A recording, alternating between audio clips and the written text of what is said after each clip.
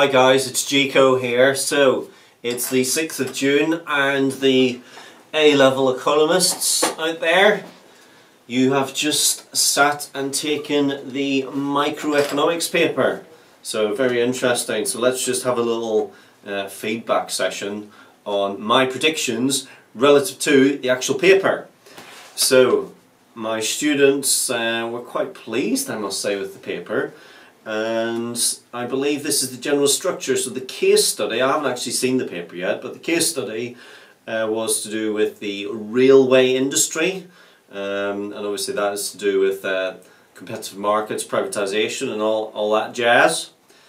And then we had questions on things like topic areas such as contestability, natural monopoly, price discrimination, privatisation versus, I guess, nationalisation. And then in terms of our essays, we had some type of demand and supply, I believe, to do with the commodity oil, and then something on minimum wage. So that was that was your choice of two on that one. And then the other choice of two was the usefulness of perfect competition, I believe. And then whether or not, so the other essay was whether or not profit maximisation is the most important objective.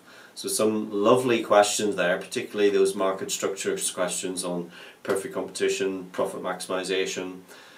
So let's just have a look, ladies and gentlemen. I've got the document in front of me here. Excuse me. Let's just have a little look and see how the Gico predictions compared to the paper. So if we just zoom in, let's just sort this out, ladies and gents. Zoom in on this document. So this is the document I uploaded yesterday with regard to the predictions and so on. So let's just see what we said by way of predictions. Okay. Right, okay. So market economy, we talked about advantages and disadvantages of a market economy. Obviously that one didn't come up, so that's a bit of a in that case. Okay, essay on commodities or housing or travel or another market where you're asked to combine your knowledge of supply and demand analysis. Now, of course, that did come up, ladies and gentlemen, because we had that particular essay question, essay number 2, I believe it was, on the oil industry. So there we go, big tick there for Gico. Then moving on, essays, we talked about perfect competition appearing.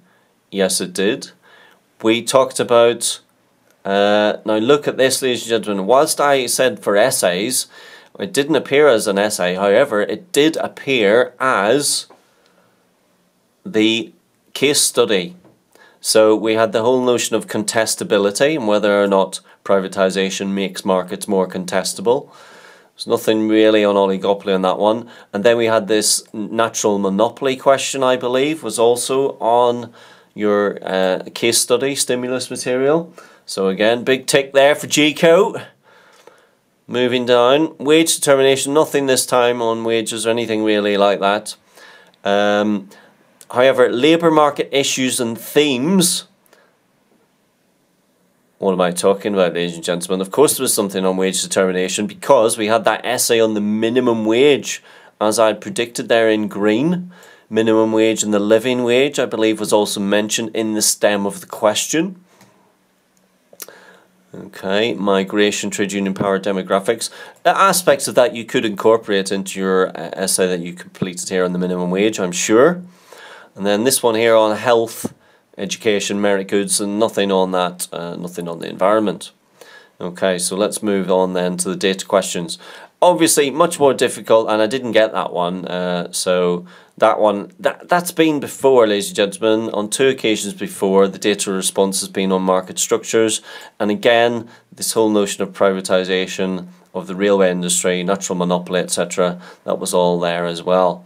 So, whilst we didn't maybe get the specific questions rightly lined up for essay data response, certainly we've nailed the specific theories. So I hope that's been of help, ladies and gentlemen, and do look out for my most recently updated video, which is to do with macroeconomics. Bye for now.